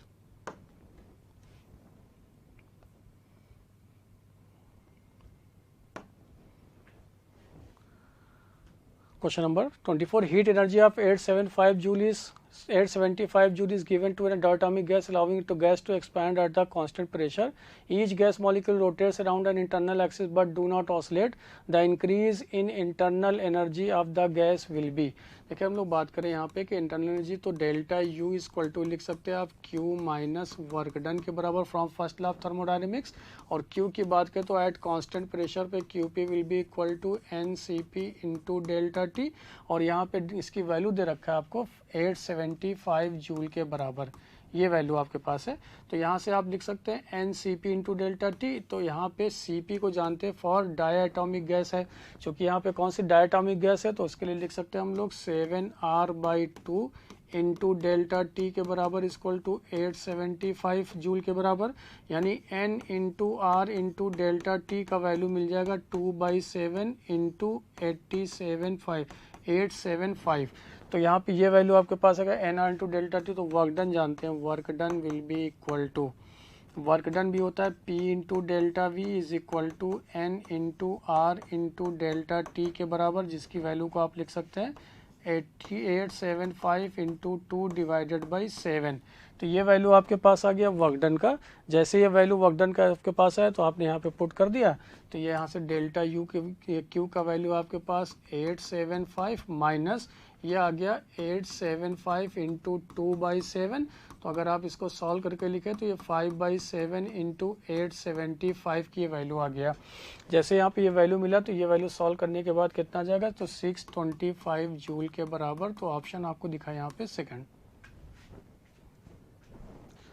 next question number 25, starting at temperature 37 degree Celsius 1 mole of an ideal diatomic gas gamma equal 1.4 is first compressed adiabatically from volume V1 to V2 यानी V1/32, it is then allowed to expand isobarically to volume 3/2 V2. If all the processes are the quasi-static, then the final temperature of the gas. देखिए हम लोग यहाँ पे बात करें for adiabatic process के लिए, तो एडियाबैटिक प्रोसेस के लिए फॉर एडियाबैटिक, तो क्या TV की power gamma -1 is equal to constant because temperature volume का रिलेशन, तो T1 V1 की power gamma -1 is equal to T2 V2 की पावर गामा -1। तो अगर यहाँ से लिखे तो T1/T2 will be equal to, क्या यहाँ से लिख सकते हैं V2/V1 की पावर गामा -1। तो फर्स्ट केस में आपको टेम्परेचर दे रखा है, तो सेकंड केस में पहले हम लोग टेम्परेचर पता कर ले, तो क्या यहाँ से T2 मिल जाएगा, T2 will be equal to T1 times of V1 divided by V1/32 दे रखा है, V1/32 की पावर गामा का वैल्यू 1.4 - 1, तो T2 यहाँ टेम्परेचर मिल जाएगा आपको, T2 will be equal to T1 का वैल्यू 37 डिग्री सेल्सियस है, केल्विन में कन्वर्ट किया तो 310 इंटू क्या यहाँ से 32 को 2 की पावर 5 लिख सकते हैं, और ये वैल्यू आ जाएगा 0.4 को लिख सकते हैं हम लोग यहाँ से 0.4, चलिए एक बार लिख लेते हैं, तो 310 इंटू 2 टू द पावर 5 और 0.4, क्या इसको 4/10 यानी कि 2/5 भी लिख सकते हैं हम लोग। अगर 2/5 लिखे तो ये इससे कट हो गया, बिकॉज यहाँ पे 0.4 को 4/10 0.4 will be equal to 4/10 that is 2/5, तो 5 से 5 कट हो गया तो 310, ये वैल्यू आ गया 4, तो ये वैल्यू आपको दिखा 0, ये हो गया 4, ये हो गया 12, यानी टेम्परेचर T2 इतना आ गया 1240 केल्विन। अभी इतना। नाउ अब बोला गया आपके पास जो प्रोसेस है वो कैसा है, यहाँ पे आइसोबारिकली। फॉर आइसोबारिक प्रोसेस के लिए हम लोग जानते हैं प्रेशर कांस्टेंट होता है। फॉर आइसोबारिक प्रोसेस में प्रेशर अगर कांस्टेंट तो टेम्परेचर जो होगा यानी कि V प्रोपोर्शनल टू T मिलेगा। इसका मतलब V1/V2 will be equal to T1/T2। तो जो यहाँ पे फाइनल था वो इसके लिए अब इनिशियल बन जाएगा, और यहाँ फाइनल आपसे पूछा गया तो उसको T2 डैश लिख ले रहे हैं। तो अगर हम लोग यहाँ पे V1 की बात करें, जो V2 है वो इनिशियल का वैल्यू देखो, if it is allowed to expand the isobaric to volume of 3/2V, तो क्या अगर हम लोग यहाँ से V1 को V लिखें और V2 का वैल्यू यहाँ पे आ जाएगा 3/2 टाइम्स ऑफ V2, यहाँ पे V1 के बराबर, या ये सॉरी ये वैल्यू उल्टा लिख लिए। अब ये एक्सपैंड कर जाएगा आपके पास, है ना, जो इसके पास वॉल्यूम होगा वो उसको हम लोग यहाँ पे लिखेंगे। इस केस में जो वॉल्यूम आपके पास था, देखिए यहाँ पे अगर वॉल्यूम हम लोग यहाँ पे V है तो यहाँ पे ये वॉल्यूम जो होगा वो 3/2, यानी V1 को लिख रहे हैं 3/2 times of V2 divided by V2 will be equal to, ये T1 का वैल्यू आया 1240 डिवाइडेड बाई T2 डैश, ये इससे कट हो गया, तो यहाँ से इसको सॉल्व किए तो T2 will be equal to 1240 into 2 divided by 3 के बराबर। तो देखिए ये इससे कट हो गया, ये 4 हुआ, ये इससे कट हुआ 1 हुआ, और ये हो गया 3 पॉइंट समथिंग 33। तो यहाँ से आपने जब सॉल्व किया तो ये हो जाएगा 6, ये 10, यानी कि अप्रॉक्स में 1860 केल्विन के बराबर आ जाएगा। तो ऑप्शन आपको यहाँ पे दिखेगा 2 का 1860, तो ऑप्शन विल बी 2। नहीं एक सेकंड, यहाँ पे कुछ रिवर्स हम लोग शायद ये वैल्यू अभी इतना नहीं दिखेगा आपको, लेकिन देखिए यहाँ पे जो वैल्यू हम लोग लिखे थोड़ा सा उल्टा लिख दिए, फिर से उसको करेक्ट कर ले रहे हैं। एक सेकंड, देखिए यहाँ पे जो वैल्यू दे रखा है ना आपको, ये वैल्यू देखिए यहाँ पे ये दे रखा है आपको 3/2, यानी कि V1/T1, क्या आप यहाँ से लिख सकते हैं T2 dash will be equal to V2/V1 into T1। तो ये वैल्यू आपके पास आ गया जो है वो 3/2 दे रखा है, ये value that is 3/2 V1 into 3/2 V1, जिसको हम लोग V1 बोल रहे हैं इंटू T1, दैट इज ये 3/2। ये वैल्यू आपको आ रहा है, इसका वैल्यू 1240 जो फाइनल टेम्परेचर था इन केस ऑफ एडियाबैटिक, वो आइसोबारिक के लिए बन गया इनिशियल। अब इसको सॉल्व करेंगे तब ये रिजल्ट आएगा, अदरवाइज उससे कम आ रहा था वो रिजल्ट। तो ये आ जाएगा आपके पास 1860 केल्विन। तो ऑप्शन आपको दिखा यहाँ पे second. Next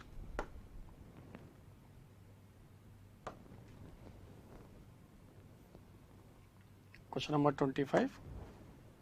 The temperature of an open room of volume 40 meter cube increases from 27 degrees to 37 degrees due to the sunshine.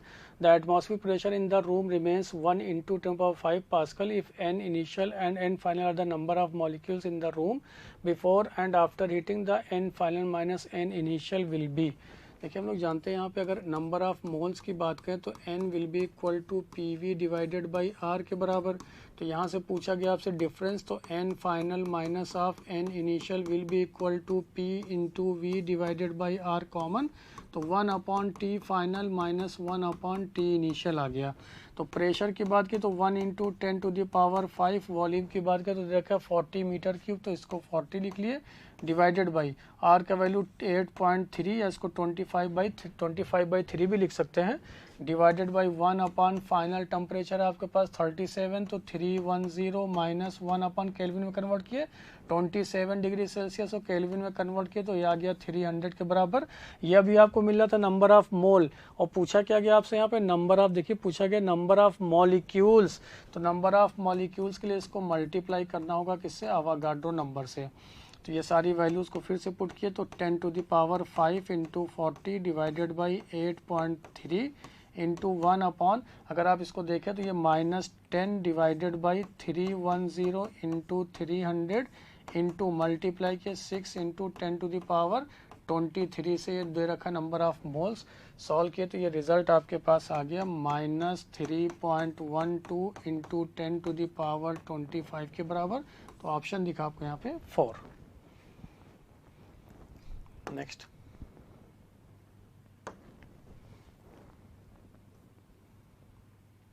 Question number 27, data based 3 translational degree of freedom. तो ये 3 translation की बात करें तो ये मोनो एटॉमिक गैस के लिए तो ए का तो फर्स्ट होना चाहिए, तो ए का तो फर्स्ट जहाँ पे दिखेगा वो ऑप्शन, तो ऑप्शन या तो आपके पास फर्स्ट होगा तो ऑप्शन 3 होगा, 2 एंड 4 तो यहाँ पे रॉन्ग हो गया। आगे बढ़े, 3 translational plus 2 rotational degree of freedom. तो 3 ट्रांसलेशनल प्लस 2 रोटेशनल जो होगा वो रिजिड, वो डाई एटॉमिक गैस के लिए होगा आपके पास, क्योंकि इसके पास 3 रोटेशनल डिग्री ऑफ फ्रीडम जो है वो 3 ट्रांसलेशनल और प्लस 2 रोटेशनल होता है इसके पास। तो ये दिखा आपको, तो ए का फर्स्ट, बी का थर्ड, ए का फर्स्ट, बी का थर्ड, तो ऑप्शन आपके पास एक ही दिखा, वो ऑप्शन आ गया आपके पास 1। और चेक करें तो 3 ट्रांसलेशनल 2 रोटेशनल वाइब्रेशनल, ये नॉन रिजिड डायटोमिक गैस के लिए हो जाएगा, तो सी का होना चाहिए 4, सी का यहाँ पे दिख रहा है 4। 3 ट्रांसलेशनल 3 रोटेशनल ये आ जाएगा पॉलीएटॉमिक गैस के लिए, तो ऑप्शन आपके पास दिखा यहाँ पे first.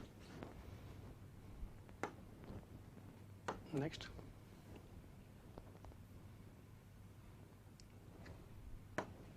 question number 28, 2 moles of an ideal monatomic gas is heated at a constant pressure of 1.2 atm from 25 degrees Celsius to 95 degrees Celsius. Work done by the gas is close to, देखिए अगर हम लोग work done की बात करें तो work done is equal to P into delta V is equal to N R delta T के बराबर।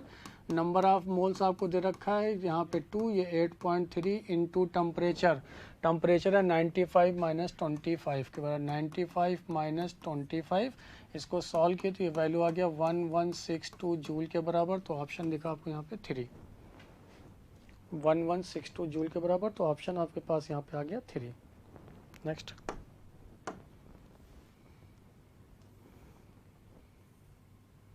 Question number 29, on Celsius scale the temperature of a body increases by 60 degree Celsius, the increase in temperature on Fahrenheit scale। देखिए हम लोग जानते हैं कि 1 division in degree Celsius equal होता है 1.8 डिवीजन इन डिग्री फ़ारेनहाइट के बराबर। तो अभी आपके पास कितना है 60, तो 60 कितना हो जाएगा, तो 1.8 इंटू 60 के लिए यहाँ पे रिजल्ट लिखेंगे हम लोग, ये 108 डिग्री फ़ारेनहाइट के बराबर, तो ऑप्शन दिखा आपको यहाँ पे first. Next, question number 30, a gas has an n degree of freedom, the ratio of a specific heat of gas at constant pressure to the specific heat of gas at constant volume, a specific heat at constant volume in terms of degree of freedom will be equal to FR by 2, Cp minus Cv is equal to R from Mayer's formula, तो Cp will be equal to Cv plus R, ये value put कर दिए, FR by 2 plus R that is ये आ गया आपके पास F plus 2 divided by 2 into R के बराबर।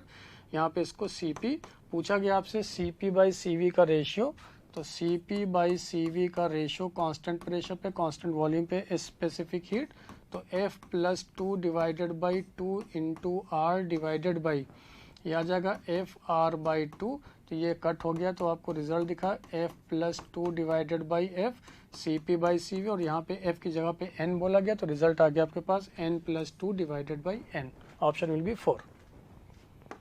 Next,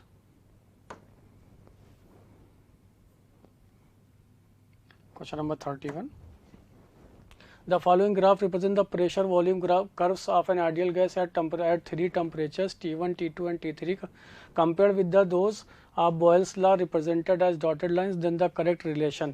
देखिए हम लोग बॉयल्स लॉ के टर्म में बात करें तो प्रेशर इनटू वॉल्यूम का जो प्रोडक्ट होता है वो कांस्टेंट, यानी कि टेम्परेचर क्या होगा कांस्टेंट, जिस टेम्परेचर का वैल्यू ज़्यादा होगा वो अवे फ्रॉम द ओरिजिन, और जिस टेम्परेचर का वैल्यू लोअर होगा वो टुवर्ड्स द ओरिजिन। यहाँ पे T1 अवे है, T2 फिर उसके बाद फिर T3, तो T1 का टेम्परेचर ज़्यादा होगा T2 से, फिर ग्रेटर देन होगा T3 से in case of isothermal process में, in case of pressure volume graph में।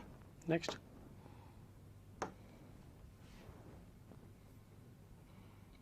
Question number 32, assertion is based. If dq and dw represent the heat supplied to the system and the work done on the system respectively, then they according to the first law of thermodynamics dq is equal to du minus dw. देखिए heat supplied to the system लिखेंगे तो वो क्या हो जाएगा positive, heat evolved from the system क्या होता है in case of physics negative, work done on the system क्या लिखा करेंगे negative, work done by the system क्या होता है यहाँ पे पॉजिटिव. तो फर्स्ट यहाँ पे असर्शन तो करेक्ट है. Reason first law of thermodynamics is based on the law of conservation of energy, ये भी सही है, यानी कि ये इसी के बिना पे हम लोग बात कर पाए. तो both assertion and reason correct, reason the correct explanation. तो ऑप्शन दिखा आपको यहाँ पे 3, ऑप्शन विल बी 3. नेक्स्ट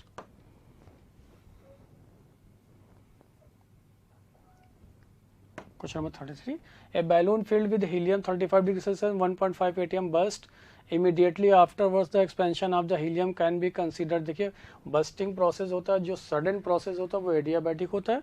और यहाँ पे इस केस में बोला गया कि बैलून फिल्ड विद हीलियम जो बस्ट किया है तो वहाँ पे प्रोसेस कैसा होगा इरिवर्सिबल. ऐसा नहीं कि बस्ट करने के बाद वो फिर अपने आप को रीगेन कर ले. तो ये प्रोसेस कैसा होगा इरिवर्सिबल एडियाबैटिक प्रोसेस. तो option will B 4.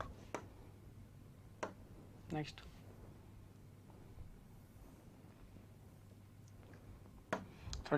starting with the same initial condition an ideal gas expands from volume V1 to V2 in 3 different ways. The work done by the gas is W1 if the process is purely isothermal, W2 is the process is purely adiabatic, W3 is process of purely isomer. Then choose the correct statement. लेकिन हम लोग जानते हैं यहाँ पे अगर work done यहाँ पे ग्राफ की बात करें प्रेशर और वॉल्यूम के केस में, प्रेशर और वॉल्यूम के केस में ग्राफ की बात करें तो आइसोबारिक, फिर ये मिला आइसोथर्मल, फिर ये मिला एडियाबैटिक. तो ये ग्राफ हो गया आइसोथर्मल के लिए, ये ग्राफ हो गया एडियाबैटिक के लिए, जबकि ये ग्राफ हो गया आइसोबारिक के लिए, जबकि ये था आइसोथर्मल के लिए. तो प्रेशर वॉल्यूम ग्राफ का जो एरिया होता है वही बताता है वर्क डन. तो सबसे ज़्यादा एरिया मिलेगा किसमें आइसोबारिक में, फिर उसके बाद आइसोथर्मल में, फिर एडियाबैटिक में. तो जो प्रोसेस आइसोबारिक को रिप्रेजेंट करेगा वो प्रोसेस में वर्क डन ज़्यादा होगा.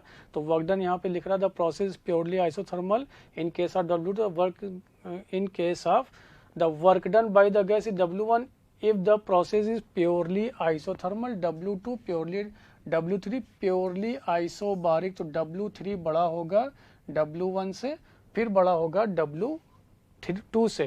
तो देखिए यहाँ पे प्रोसेस पीरियड वो W3 है. देखिए the work done by the gas is W1 if the process is purely isothermal, यहाँ पे वर्क डन है W1. आगे बढ़े if the process is purely adiabatic then work done है ये, यहाँ पे वर्क डन हो गया W2. W3 is the process if purely is isobaric, तो यहाँ पे हो गया W3. तो W3 बड़ा होगा W1 से, W1 बड़ा होगा W2 से. तो ऑप्शन दिखा आपको फर्स्ट. नेक्स्ट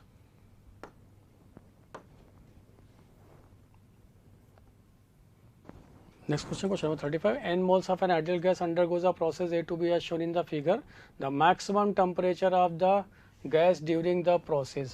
देखिए हम लोग यहाँ पे बात करें तो इस B पॉइंट का आप कोऑर्डिनेट बता सकते हैं. B पॉइंट का कोऑर्डिनेट में ये वैल्यू x की है तो ये वैल्यू y की है. तो y का वैल्यू यहाँ पे लिखेंगे P0 divide comma 4V0.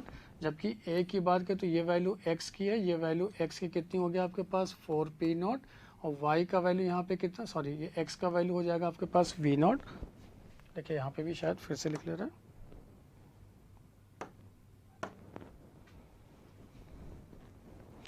Now next question number 35. N moles of an ideal gas undergoes a process A to B as shown in the figure. The maximum temperature point of the gas during the process will be. देखिए हम लोग यहाँ पे बात करें तो जो P और V ग्राफ में जो ग्राफ है यहाँ पे दे रखा है एक स्ट्रेट लाइन. स्ट्रेट लाइन जो ओरिजिन से पास नहीं हो तो क्या उसके कोऑर्डिनेट को लिख सकते हैं. इस कोऑर्डिनेट के लिए x का वैल्यू, ये y का वैल्यू है. तो यहाँ पे x का वैल्यू आपको मिला 4V0 कामा P0. यहाँ पे देखें तो x का वैल्यू ये होगा, y का वैल्यू ये होगा, तो ये हो गया V0 कामा 4P0.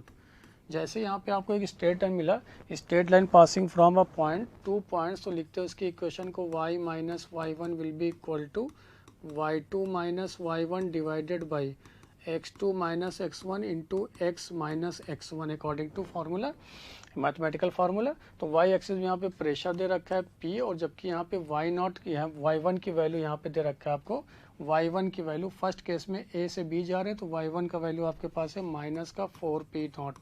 तो ये लिख लिए is equal to y2 minus y1. तो देखिए यहाँ पे P0 A से B जा रहे हैं तो P0 minus 4P0 divided by x2 minus x1, तो ये आपको दिखा 4v0 माइनस v0, ये वैल्यू दिखा इंटू x की जगह पे आपके पास है यहाँ पे वॉल्यूम। देखिए इसको लिख लेते हैं, x की जगह पे आपके पास है यहाँ पे वॉल्यूम y एक्स एक्सिस में, माइनस x1 का वैल्यू आपके पास दे रखा है यहाँ पे v0। फिर क्या कि इसको और सॉल्व किए तो p minus 4p0 will be equal to, यहाँ पे आ गया minus 3p0 minus 3p0 divided by 3v0 into v minus v0। तो देखिए p 3 से 3 कट हो गया, मल्टीप्लाई कर लेते हैं तो p इसको ट्रांसफ़र कर दिए 4p0 इधर इसको मल्टीप्लाई किए तो माइनस में p0 into V divided by v0 minus minus plus p0 into v0 divided by v0, ये भी कट हो गया। तो आपके पास प्रेशर यहाँ पे आ गया 5p0 minus p0 v divided by v0। जैसे ये प्रेशर मिला तो पूछा यहाँ पे टेम्परेचर की बात किया गया, तो क्या प्रेशर अगर मिलने के बाद टेम्परेचर भी लिख सकते हैं हम लोग, जानते हैं यहाँ पे टेम्परेचर लिखने के PV इक्वल टू nRT होता है। तो since PV equal to nRT, तो temperature T will be equal to PV divided by nR। तो प्रेशर का वैल्यू यहाँ से लिख लिया आपने, that is 5p0 minus p0 v divided by v0 into v divided by nR। Multiply किए तो t इज इक्वल टू, इसको फिर एक स्टेप मल्टीप्लाई कर लिए तो 5p0 v minus p0 v square divided by v0 into 1/nR लिख लिए। For temperature to be max, temperature को मैक्स होने के लिए क्या आप यहाँ से इसको डिफ्रेंशिएट कर सकते हैं with respect to volume. For T to be max होने के लिए temperature with respect to volume क्या हो जाना चाहिए यहाँ पे 0 के बराबर। जैसे आपने 0 के बराबर यहाँ लिखा तो इसकी वैल्यू देखिए ये हो गया 5p0, चूँकि वॉल्यूम का v हो गया, माइनस ये मिल गया आपको 2p0 into 2p0 divided by v0, 2p0 v0 into v के बराबर इक्वल टू आ गया ये 0। तो आपके पास रिजल्ट आ गया 5p0 equal to 2p0 divided by v0 into v। p0 से p0 कट हो गया तो v का वैल्यू आपको मिल गया। तो v का वैल्यू आपके पास आ गया यहाँ पे p0 से p0 कट होने के बाद, दैट इज़ 5/2 इंटू v0 के बराबर। ये आ गया इक्वेशन 1। अगर यही वैल्यू यहाँ पे वेरिएबल तो पुट कर देंगे तो t का वैल्यू आ जाएगा। तो देखिए इस v की वैल्यू को यहाँ पे पुट करें तो t max will be equal to 5p0 into इसकी वैल्यू पुट किए तो 5/2 v0 minus p0 by v0 into इसकी जगह पे 5/2 इंटू v0 का square divided by 1/nR। Solve किए तो यहाँ से t मैक्स का जो वैल्यू आ गया वो आ गया 25p0 v0 divided by 4nR। तो ऑप्शन आपको दिखा यहाँ पे 4। Next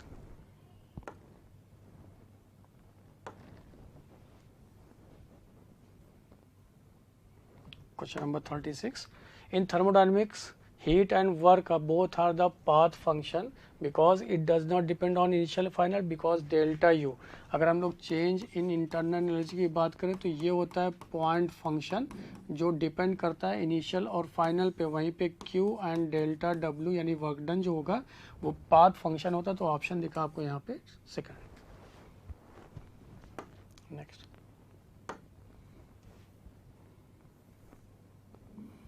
Question number 37. A vernier caliper has 30 division on the vernier scale which coincide with 29 division on the main scale। यानी कि 30 VSD coincide कर गया 29 ऑफ MSD से, तो 1 ऑफ VSD आ गया 29/30 ऑफ MSD से मेन स्केल डिवीज़न। तो least count की बात करें तो लीस्ट काउंट होता है 1 of MSD minus 1 of VSD के बराबर, ये D लिखा हुआ है। तो 1 ऑफ MSD माइनस इसकी वैल्यू पुट किए 29/30 ऑफ MSD, तो ये आ गया 1/30 ऑफ MSD मेन स्केल। जो लीस्ट काउंट आपको दे रखा है क्वेश्चन में, लीस्ट काउंट 0.2 mm, मल्टीप्लाई कर लिए तो MSD main scale division will be equal to 6 mm के बराबर। तो option 3। Next,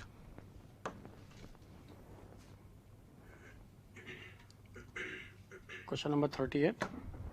A bullet loses 1/2 nth of its velocity passing through one plank. The number of such planks that are required to stop the bullet can be. देखिए क्या बोला गया, एक आपके पास Planck है, मान लेते हैं इसका जो थिकनेस है वो L के बराबर है.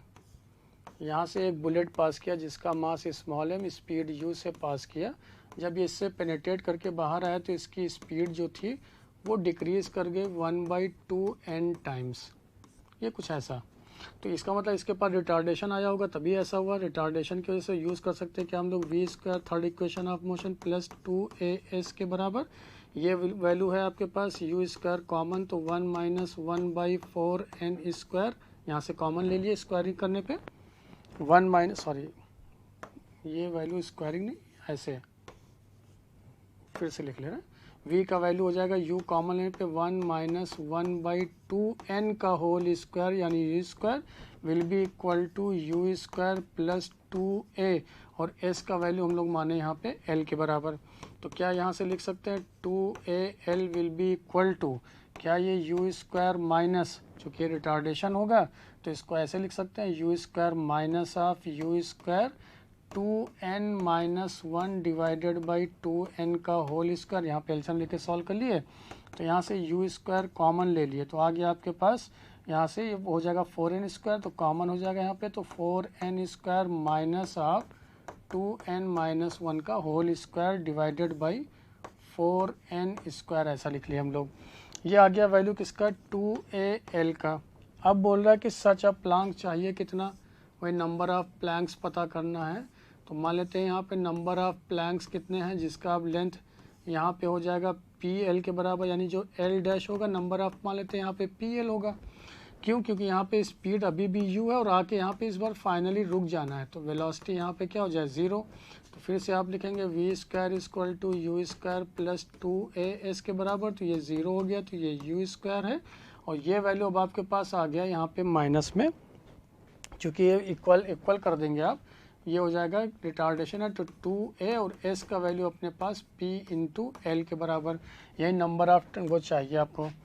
तो क्या यहाँ से लिख सकते हैं 2al into P will be equal to u square के बराबर, और यहाँ पे 2al का वैल्यू आपके पास है u square into 4n square minus, इसको ओपन कर देना तो 4n स्क्वायर माइनस ये 1 हो जाएगा, ये 1, और ये हो जाएगा plus 4n divided by 4n square into P equal to U square. देखो u स्क्वायर से u स्क्वायर कट हो गया तो नंबर ऑफ टाइम्स ये 4n स्क्वायर से 4n स्क्वायर कट हो गया, तो p बराबर आ गया आपके पास 4n square divided by 4n minus 1. तो रिजल्ट आ गया आपके पास second. Next,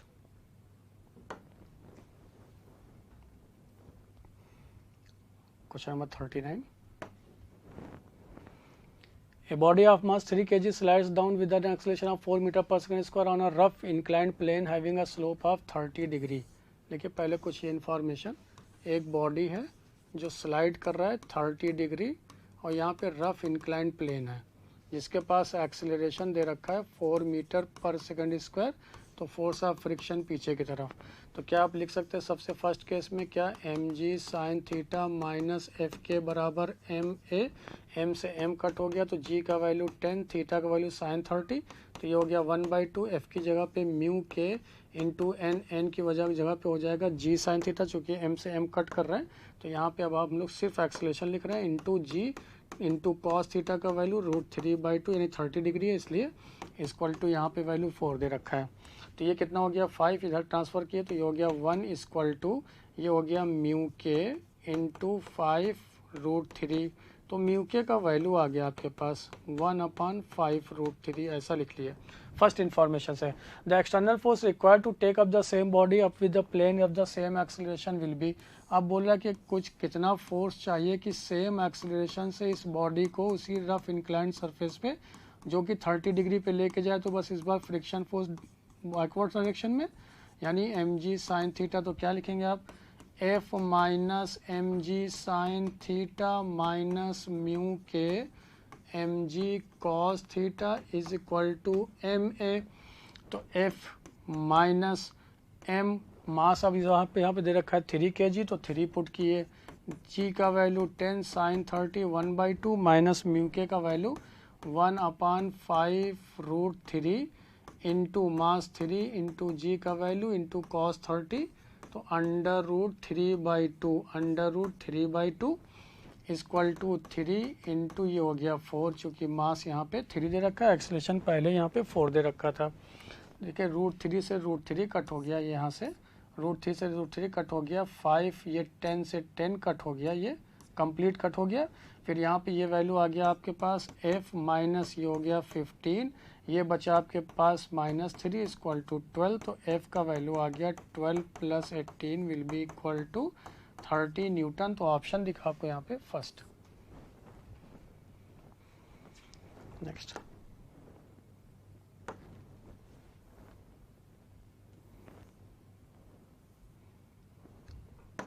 Question number 40. A thin circular plate of mass M and radius R has its density varying as rho r is equal to rho naught r square, with rho naught as the constant and r is the distance from the center. The moment of inertia of the circular plate about an axis perpendicular to the plate and passing through its edge is I is equal to AMR square. The value of coefficient of A. देखिए कोई भी अगर यहाँ पे option अगर आप देखें तो रो नॉट के टर्म में नहीं, तो इसका मतलब पहले हम लोग को रो नॉट को एलिमिनेट करना होगा जो कि वेरिएबल है।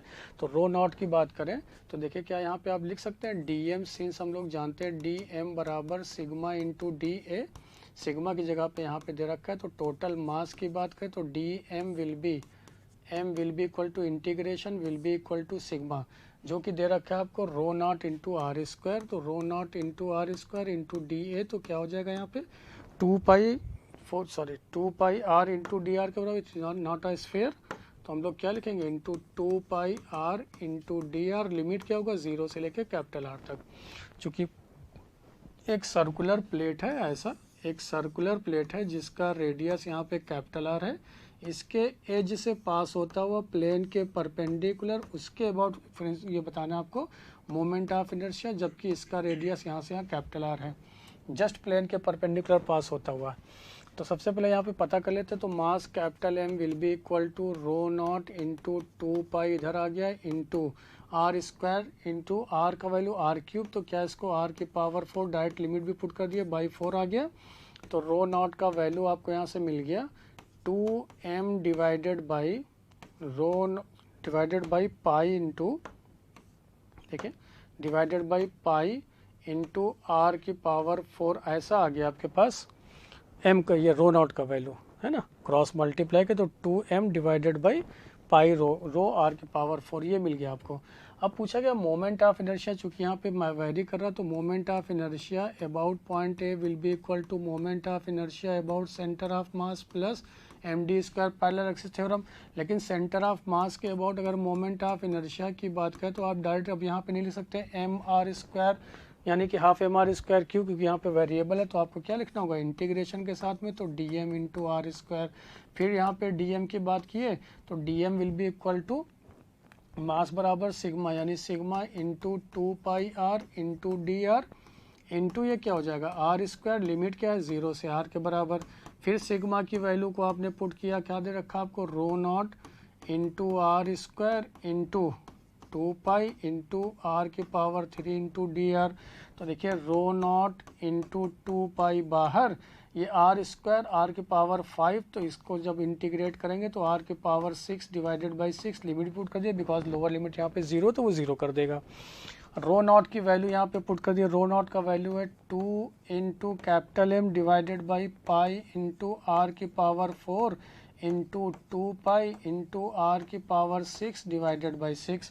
पाई से पाई कट हो गया, 2 से ये कट हो गया, आर से ये कट हो गया, तो ये वैल्यू आ गया आपके पास 2/3 इंटू एम आर स्क्वायर। तो यहाँ पे पुट कर दिए 2/3 into M R square plus M R square और आ गया, तो ये वैल्यू आ गया आपके पास 5/3 of M R square.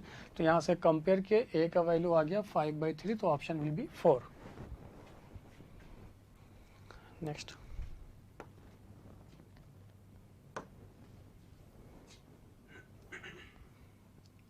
Question number 41। 27 equal drops of water are falling through air with a steady speed of 20 centimeter per second. If the drop or collapse, then new velocity. देखिए सबसे पहले अगर हम लोग यहाँ कोलैप्स की बात करें तो वॉल्यूम क्या होगा, कांस्टेंट. अगर वॉल्यूम कांस्टेंट है तो 27 स्मॉल ड्रॉप्स हैं जिसका रेडियस स्मॉल आर, तो 4/3 पाई आर क्यूब फॉर्म करेगा एक बिग वाला रेडियस, तो 4/3 pi capital R cube.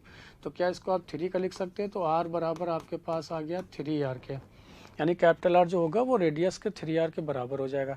Since देखिए यहाँ पे बात करें अगर टर्मिनल वेलोसिटी की बात करें तो ये क्या होता है 2/9 into R square into G into rho minus sigma divided by Neeta.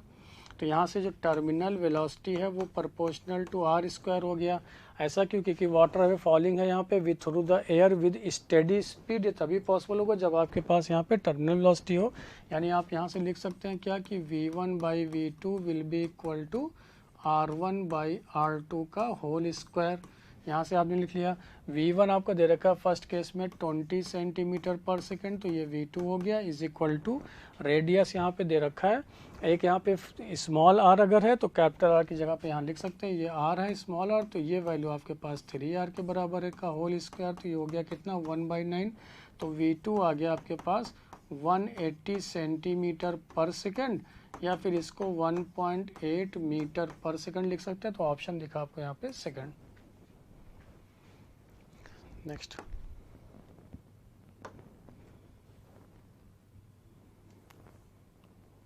Question number 42. An ice cube has a bubble inside. When viewed from one side, the apparent distance of the bubble is 18 centimeter. When viewed from the opposite side, the apparent distance of the bubble is observed as 9 centimeter. The side of the ice cube is 36 centimeter. The refractive index of the ice cube. मान लेते ये cube है, इस cube का जो total side है वो है 36 सेंटीमीटर के बराबर अकॉर्डिंग टू क्वेश्चन 36 सेंटीमीटर. मान लेते यहाँ पे कहीं बबल है, दिस इज द बबल.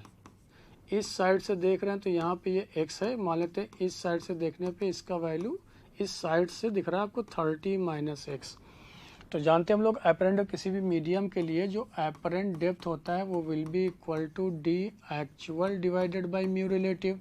मान लेते हैं कि एक्चुअली बबल साइड से x दूरी पे है, तो डी एपरेंट फर्स्ट केस में दे रखा है 18 will be equal to D actual है x divided by mu. Question number 1 other side से देखने पे यही वैल्यू अब कितना है आपके पास 9, जबकि ये कितना है 36 - x डिवाइडेड बाई यहाँ पे म्यू के बराबर इन दोनों को डिवाइड किए. जैसे डिवाइड किए तो ये हो गया 2 इक्वल टू यहाँ पे बचा आपके पास x बाई म्यू, और ये आ गया आपके पास 36 - x डिवाइडेड बाई म्यू. तो म्यू से म्यू कट हो गया, तो यहाँ से क्रॉस मल्टीप्लाई किए तो ये हो गया 72 - 2x इक्वल टू x. तो यहाँ से x का वैल्यू आ गया 72/3 इज इक्वल टू x के बराबर. तो जैसे ही x आ गया तो यहाँ पे पुट कर दिए in one, put in one.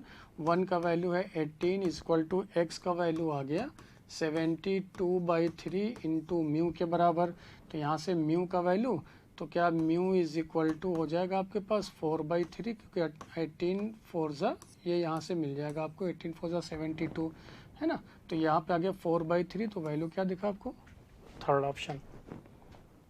Next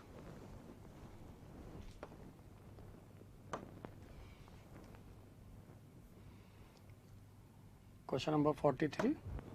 If the refractive index of the material of a prism is cosec a/2 where a is the angle of the prism, then the angle of minimum deviation will be. देखिए angle of minimum deviation की बात की तो mu equal to sine times of a plus delta min divided by 2 divided by sine of a/2, और ये value आपको mu दे रखा है कॉसेक a/2 के बराबर. कॉसेक a/2 को 1/sin a/2 भी लिख सकते हैं. ये इससे कट हो गया, जैसे ही कट हुआ तो आपके पास रिजल्ट बचा क्या sign a plus delta min divided by 2 equal to 1 के बराबर. तो क्या यहाँ से आप लिख सकते हैं इसको साइन 90 यानी कि साइन π/2 के बराबर. तो a plus delta min divided by 2 will be equal to π/2. तो डेल्टा मीन आ गया आपके पास पाई माइनस ए के बराबर. तो ऑप्शन आपको दिखा second. Next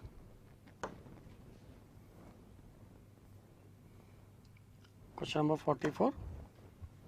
In a Young's double slit experiment, the slits are placed 0.12 mm apart. Light of the wavelength lambda is equal to 600 nanometer is incident on the slits. The total number of bright fringes that are observed in the angular range. देखिए हम लोग जानते हैं क्या यहाँ से कि भाई n sin ये d sin theta will be equal to n lambda के बराबर. तो क्या यहाँ से sine theta will be equal to N lambda by D लिख सकते हैं. तो साइन थीटा यहाँ पे 30 डिग्री, तो ये वैल्यू कितना हो गया 1/2 एन. पता कर लेते हैं नंबर ऑफ कितना होगा फ्रिंजेस यहाँ पे. तो ये है वैल्यू दे रखा है 600 नैनोमीटर, तो माइनस यहाँ पे 9 लिखे डिवाइडेड बाई ये वैल्यू 0.12 इंटू 10⁻³ इसकी वैल्यू को सॉल्व किए तो n बराबर आ गया 100. तो पूछा कि कितना total number of bright fringes होगा. तो अगर n बराबर 100 वन साइड में है तो टोटल नंबर ऑफ फ्रिंजेस आप बता सकते हैं. Total number of bright fringes की बात करें तो क्या 2n लिखा जाए सेंट्रल से अप और सेंट्रल के डाउन. तो यहाँ पे 2n और साथ साथ में एक सेंट्रल पे भी तो ब्राइट फ्रिंज बनता है, इसलिए +1 किसके लिए लिख रहे हैं हम लोग सेंट्रल ब्राइट फ्रिंज के लिए. जबकि यहाँ पे 2 से क्यों मल्टीप्लाई किया सेंट्रल ब्राइट फ्रिंज के अपर पार्ट और लोअर पार्ट में बनने वाले के लिए.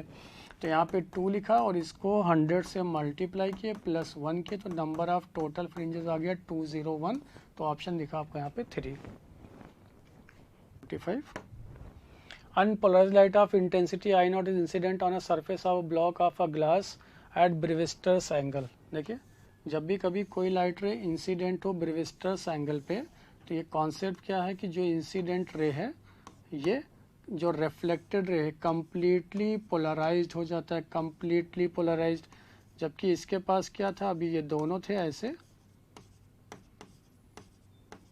ये नॉर्मल, जैसे ही थीटा पी पे इंसिडेंट हुआ तो ये भी थीटा पी. अब ये कम्प्लीटली पोलराइज्ड हो जाएगा, कम्प्लीटली पोलराइज्ड ऐसा. जबकि जो रिफ्रैक्टेड है वो पार्शली पोलराइज्ड होगा. लेकिन इन दोनों के बीच में एंगल भी कितना आ जाता है 90 डिग्री. तो ये वैल्यू हो गया r' आपके पास. तो क्या देखा गया कि अगर ये पार्शली यहाँ पे पोलराइज होगा, ये कम्प्लीटली, तो इंसिडेंट लाइट के पास अगर टोटल इंटेंसिटी I0 था तो कुछ पार्ट यहाँ जाएगा, कुछ पार्ट यहाँ पे, तो कुछ ना कुछ पार्ट यहाँ पे गया, तो रेस्ट पार्ट जो मिलेगा वो आपके पास यहाँ मिलेगा. यानी कि इंटेंसिटी जो होगा वो लेस देन I0/2 होगा. क्योंकि हम लोग जानते हैं मेलस लॉ से कि जो इंटेंसिटी होता है वो ये इंटेंसिटी ऑफ अनपोलराइज्ड लाइट किसी भी रिफ्रैक्ट इससे पास होने के बाद पोलराइजर के पास उसकी इंटेंसिटी I0/2 हो जाता है. लेकिन इस केस में क्या हो जाएगा कुछ I0 से कम, और यहाँ पे reflected light is completely polarized होगा with intensity less than I0/2. तो ऑप्शन दिखा आपको 4, चूंकि एंगल ऑफ इंसिडेंस था ब्रीविस्टर्स एंगल. स्टूडेंट्स ये था आपका discussion. Thank you so much.